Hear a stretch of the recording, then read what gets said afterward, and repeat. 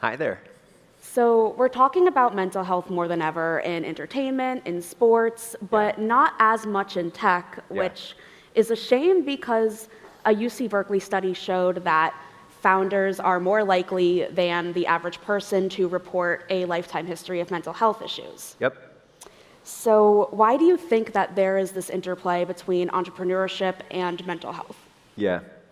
It's funny, when we were in the process of picking a title for my recent book, my editor's boss really wanted to call the memoir Here's to the Crazy Ones, which is a throwback to what commercial? Apple? Apple. Okay. That was in the book, I think. And I wasn't sure Studied. about the crazy word, but there is definitely a correlation between neurodivergence and creativity. So the issue that I deal with, which is bipolar, 2% of the American adult population we think has some form of mood disorder, and it's 11% of the general population, so it over-indexes 5 to 1.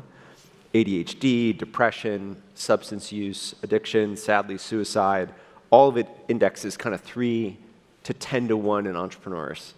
So I don't know if entrepreneurship attracts people who are neurodivergent or it makes them more neurodivergent, but there's certainly some kind of a virtuous and sometimes unvirtuous cycle there.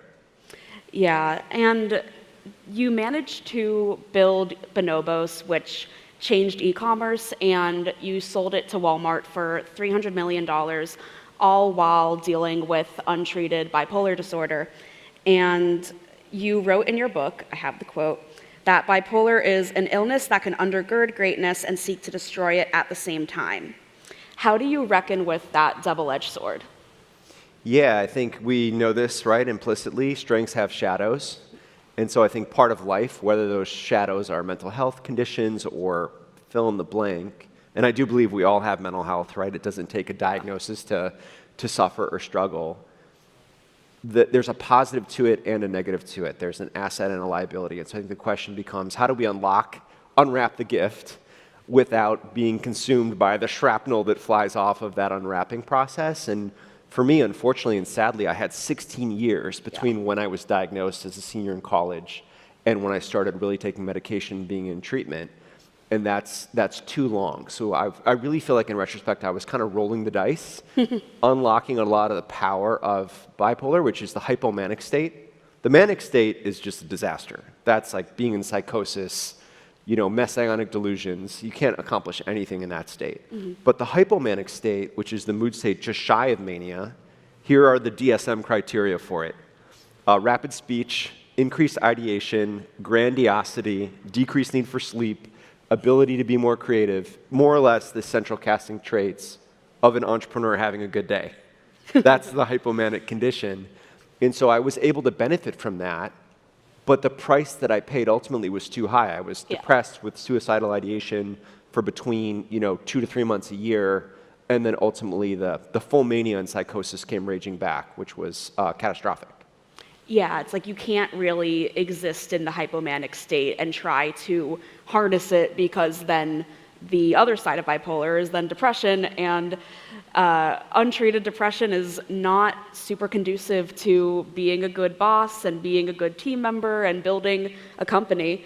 Oh, I couldn't even go to work. I used to block a fundraising meeting on my calendar and then go home and sleep because I could just barely get through the day. Or I would get home from work on a Friday at 5 and sleep from 5 p.m.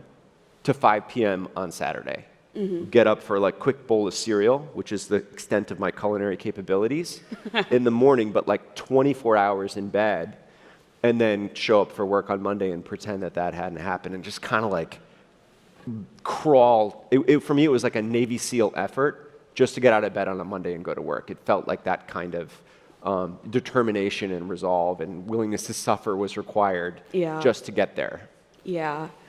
And I think even for entrepreneurs that maybe don't have a particular diagnosis, I think there's still something in high-achieving people where sometimes maybe you feel driven by something like the anxiety of failure and wanting to avoid experiencing that, or seeking external validation.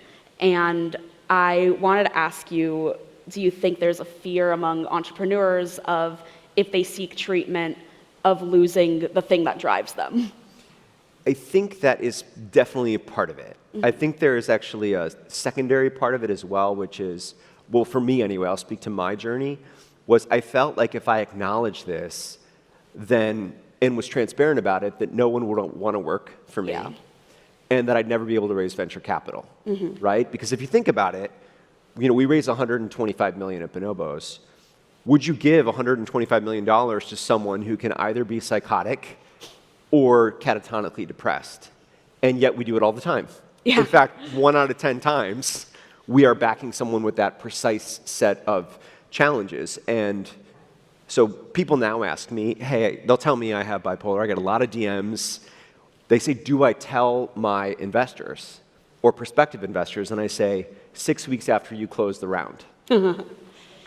Right? Because it's a little bit weird to say it beforehand. Yeah. But also, you shouldn't do what I did and hide it, because then, when there is a crisis, it's a surprise. Versus sitting down and saying, hey, Amanda, there's something I want you to know about me now that we're in business together. I've suffered from this condition for a long time. I'm working on it. Here's what I'm doing. And if you can, from a centered place, disclose your mental health situation, Yeah. then people are ready for it. And by the way, no one is surprised. Right? Neurodivergence, we have hidden forms of diversity and transparent forms of diversity. Our skin color, transparent. A history of having been sexually abused, hidden. Neurodivergence is not hidden. Like when I came out of the hospital in the psych ward, most people in my life outside of my colleagues were surprised because they don't spend that much time with me.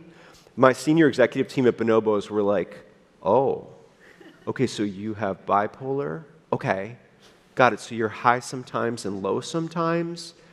Maybe hypomanic, irritable, too many ideas. They knew. They had been dealing with it for 10 years, even though we didn't have a name for it.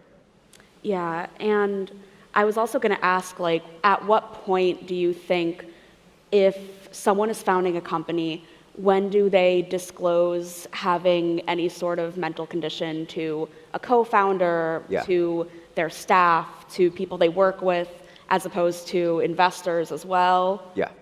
So I think, for investors, I think it's early on in the relationship, but once there is a container of trust built and you're in business together. I think for one's team, you can kind of do it right away. Not when you're in the first interview interviewing someone. Yeah. Because I think teams are attracted more to vulnerability than strength. Yeah. And I had a very interesting experience with my new company where at the time we were a remote hybrid company. My book hadn't come out yet. They had no idea. They hadn't worked with me that long. And I did a Zoom where it was like the Zoom where I was going to talk about having bipolar. And so we did the Zoom. It's challenging to say hey, there's something I want to share. I have this condition. Here's some things that have happened to me in my life. I've got a book coming out about it. I was arrested, charged with a felony. I insulted some people. It's totally fine. And it felt super scary. Yeah. It was actually the scariest day of my journey before the book coming out, was telling my new team, because I held this fear so close that no one would want to work with me. And people looked bored on the Zoom. They were bored. I was like, wait, I'm unearthing this, ocean of pain that I've been through, and you're checking your email? And then I was panicking, and I DM'd my co-founder right after the meeting. Literally, my heart rate was 180. Oh, God. And I was like, it's higher than what I that was a disaster. And she was like, no, that was cool. Vulnerability is always cool. And most of the team was Gen Z and whatnot. And I realized, the generations coming up, they don't care. It's sort of table stakes that you're transparent. It's called TikTok. Yeah. Right? Yeah, and I think that was a big difference between what I've experienced in my career versus in your book. You're building Bonobos in the early 2000s, 2010s, and even though that wasn't that long ago, I do think we've come a long way in talking about these things. Do you think there's a reason in particular why the current generation is more open to vulnerability? It's an awesome question. I think the zeitgeist has moved a lot on multiple forms of diversity, right? When I got to Bonobos, fashion industry, probably a third of our workforce was LGBTQ. And I remember thinking oh, these folks can't get married, right? It was before New York State passed, freedom in marriage. And I remember has anyone been to Marie's Crisis? It's probably the best bar in New York. It's a gay show tunes piano bar. Good to know. And I was there, and it was a snowstorm the day that New York State passed the Freedom of Marriage Amendment. And I have never heard or felt that kind of joy of human liberation in person in my life. We were, by the way, 1 block from the Stonewall Inn. That's where Marie's awesome. Crisis was. And there's a chart that shows the rate at which civil rights movements happen from where they start to when they unfold, right? 1965 Civil Rights Act, women's suffrage. And it took a long time from when the first state changes the law to when it's been adopted by all 50 states. And it went like that. And so I think we're at a point in time where, I don't know if it's social media, I don't know what exactly the drivers are, but we're kind of accelerating the rate of accepting these kinds of things. And I do think athletes helped a lot. Yeah. I think Simone Biles was very brave. Naomi Osaka, we can kind of go through it. There's been a lot in that domain. And then I think entertainers, for better or for worse, the Kanye Wests of the world, the Elon Musks of the world, right? Yeah. Saturday Night Live, he discloses he has autism. In his book, I haven't read his book, the Walter Isaacson book, apparently he talks about having bipolar. My psychiatrist called bullshit on that, which is very unethical because you're not allowed to comment on someone else's diagnosis. And I think the cool thing about entrepreneurship is we almost expect it. We expect people to be a little zany because there's the pattern recognition that those are the folks who win. And of course, that can then go off the rails. Yeah. Right? If you have unchecked narcissistic personality disorder, you end up in jail. Right? Like we have 3 entrepreneurs of the last decade who are now in jail. So we've got to find the right way as a community to unlock that gift, but not have it consume us and not be unaccountable to our condition and just cause this like human harm everywhere you go. And I think that's our issue actually in this industry is holding ourselves accountable to just because I have this issue doesn't mean I can just let it rip and everyone else can suffer for it.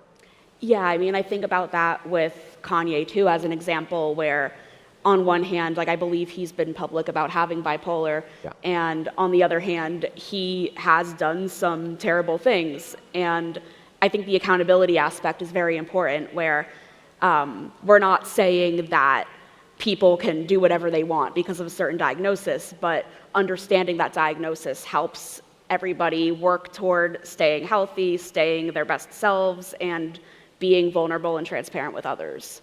Yeah, and I would say the new family that I now belong to, separate from the family that I grew up in, was amazing in this regard. And so, the cliffhanger that I'll remove from my book is when in 2016, I was 9 years into building Bonobos. We'd raised over 100 million. We had 600 employees.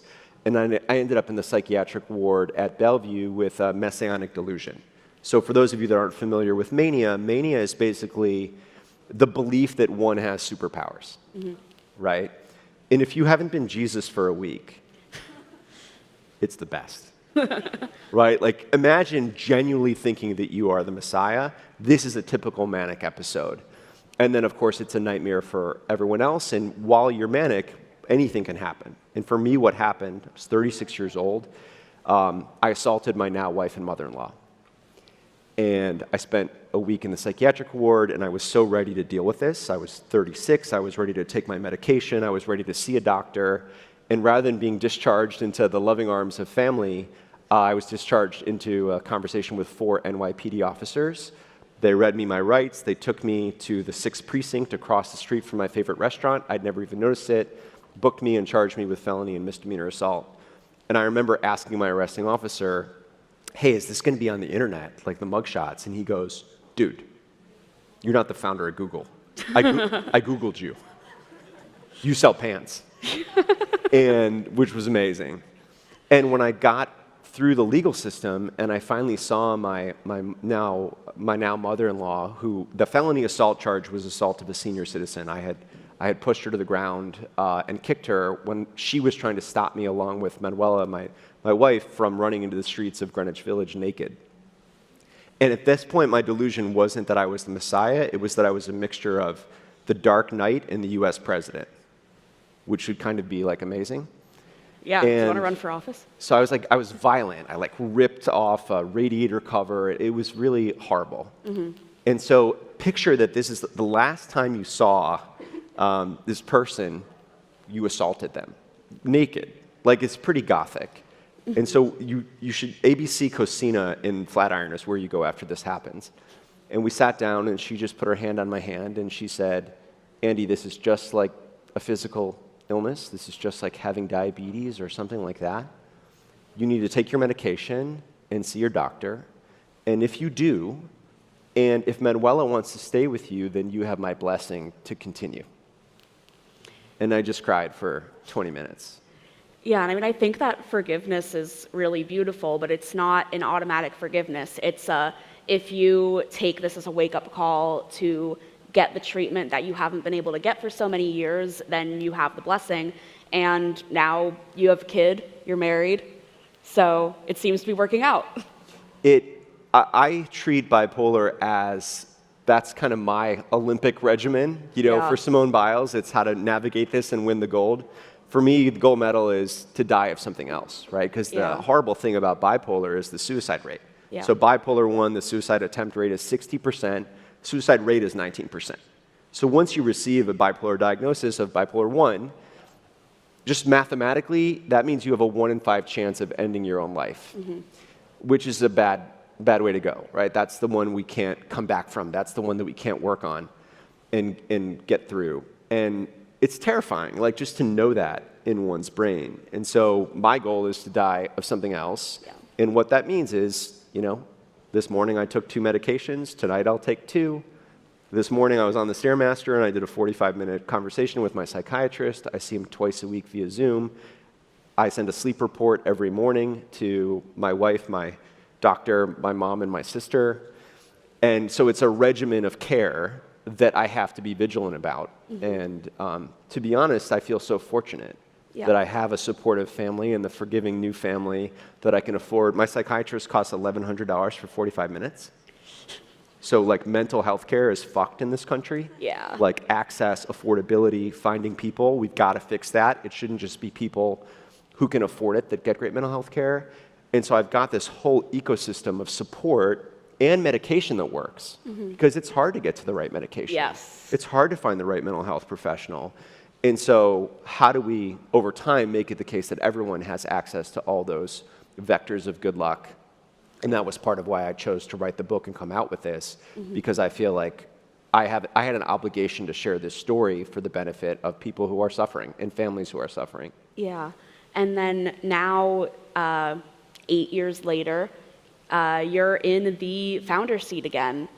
So not only did you found Pi, which is a social meetup app, but also you are an advisor to the Founder Mental Health Fund, or Founder Mental Health Pledge, which is a call to action for investors to treat mental health care as something that should just be inherently part of something that companies have in mind and are paying for. So what's it like now that you're doing this whole Olympic regimen and now you're a founder again? How do you talk to people in your company about that? And what are you doing differently at Pi than Bonobos? It's so much better. It's so much better to not be high and then low, to have all this energy and than to have none. And I think it's important to note, for those of you here who are entrepreneurs, builders, investors, half of entrepreneurs don't have a mental health condition and a diagnosis. The journey of being a founder is its own kind of roller coaster, but it's not like you need to have something like bipolar to be able to build something amazing. And I actually didn't know what it would be like to be balanced, medicated. Would I be able to do it? And candidly, I don't know. I can't compare A/B tests, but I feel so much better at it. Like, just little things. So one of the symptoms of hypomania is being irritable when disagreed with. Have you ever met or worked with a leader who's irritable when disagreed with? Have you ever been that person? Right? Where someone disagrees with you and you have like a rising irritability about it. Like, why do you not think I'm right? I started this company because it's non-consensus, and now you think I have this idea and it's not a good idea? And yet, as we all know, we need a great company to be a meritocracy of ideas. There's no threat from having a dissenting conversation. In fact, dissent is the engine of human innovation. John Stuart Mill has this great quote that no person's opinion should be silenced, because if they're right, then truth can be exchanged, error can be exchanged for truth. Yeah. But if they're wrong, there's still something beautiful, and I love this quote, which is the livelier impression in clearer perception of the truth based on its collision with error. And so if you have that mindset as a founder, which is let's celebrate the disagreement, as Mark Andreessen and Ben Horowitz call it, sharpen the contradictions. Like when we disagree, let's disagree even more, because we're going to be able to make a better decision coming out of it. And I could never do that at Bonobos. I had a really hard time, which I'm sure probably limited some great outcomes and strategies and decisions that might have happened if I hadn't been trying to sell everything when I had what I thought was a great idea, rather than discuss and decide whether or not it's a great idea. Yeah, and then I think I have one more question, and then if there's people in the audience that want to ask something, we'll probably have about 5 minutes at the end. So I'm going to bring another quote out from the book, which is that you describe, quote, the mistaken conclusion of an immature startup founder. If the business isn't working, we must not be working hard enough. How would you have reacted to that statement in your 20s? Well, I kind of think it's true again. Yeah. So here's the challenge. We're building startups. We want to have good mental health, and we want to have our teams to have balance in mental health. And yet, a 40-hour work week doesn't cut it. Mm-hmm. Like, you can't change the world with a bunch of people working 40 hours a week. You just can't. So now I've got a new spiel I give when recruiting, which is, I'm specific. This is a 50 to 60 hour per week job. And in return, you're going to get two awesome things. One, you're going to learn more and grow more and develop more. And then two, you've got equity in a company that is going to be a $10 to $100 billion company at some point. If this is a season of your life where you want that, then let's keep talking. But if you just know you don't want that, then don't. And I sat down with this iOS engineer one day for breakfast, and we had a whole lunch.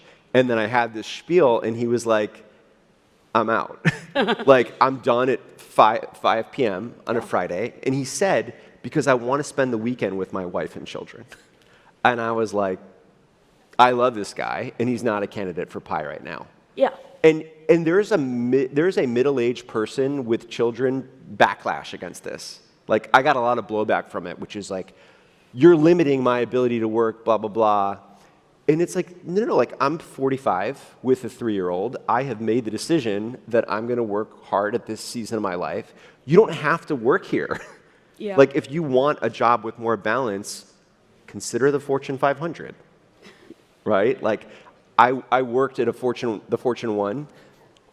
Folks at that company work very hard. It's very entrepreneurial, but it's different than a 10-person startup. Yeah. It just is. And so we need to find a way to be transparent, but then also create some measure of balance within that framework. So it's little things, like we pay for gym memberships.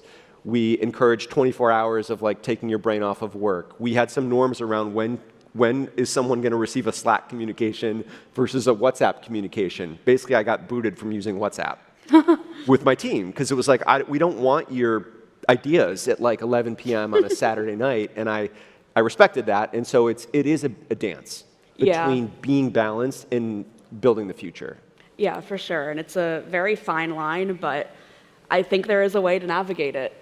And now, if anybody has any questions, we have 2 microphones set up. You can just walk up to the microphone.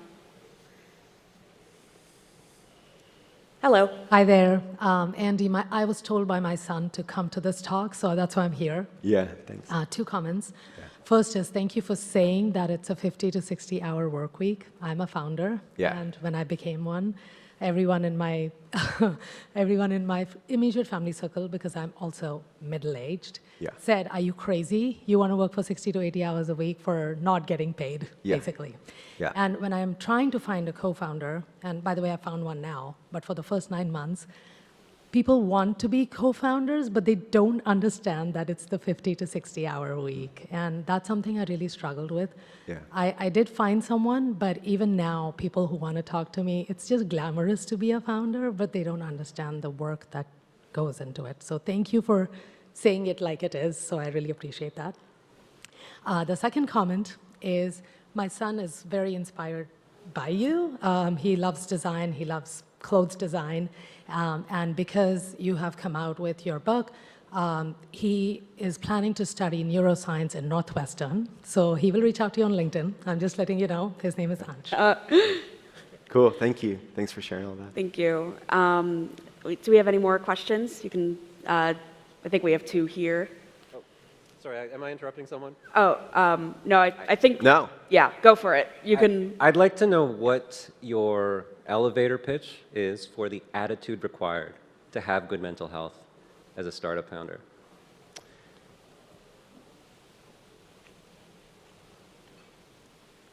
What I tell people is executive coaching is great, but I think any human who can do this should be in therapy for 6 months every 3 years.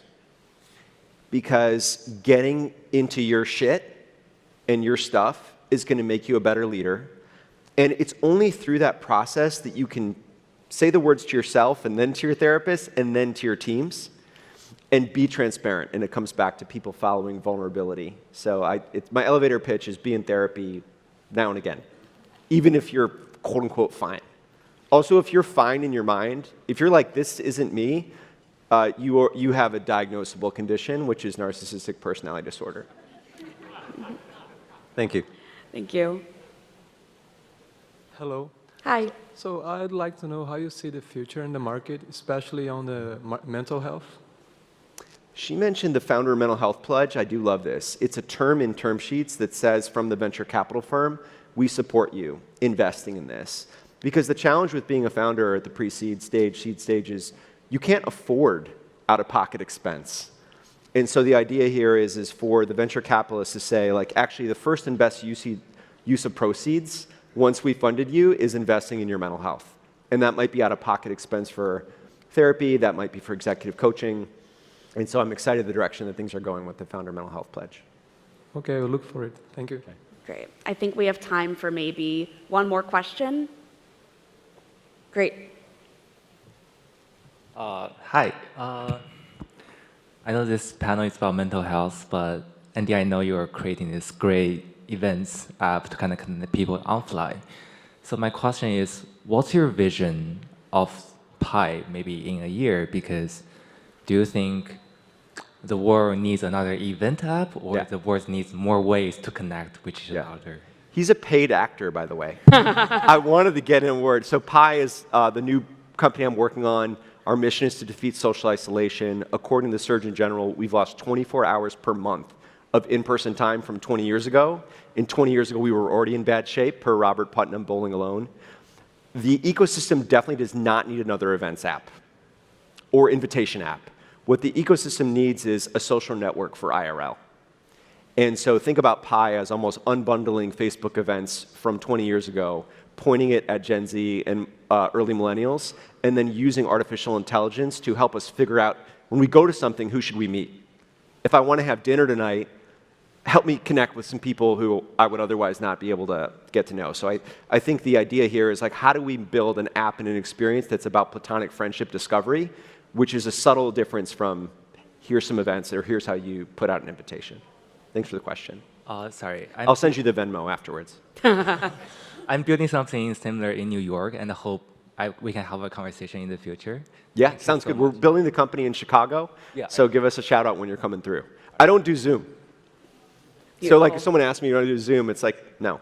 Do you do Google Meet, Teams? I Blue really Jeans? just want to hang out with people in person. And so Yeah. once in a while I have to, but ideally, like, let's get back to being together. I think it's important for innovation. And I actually don't know how pre-product market fit companies find product market fit over a two-dimensional video interface. Yeah. Cool. Well, we are out of time, but thank you so much, Thanks. Andy. I really hope that founders in the audience take Andy's advice to heart and have a great Disrupt. Thank you. Thanks, everyone. Be good. Thanks.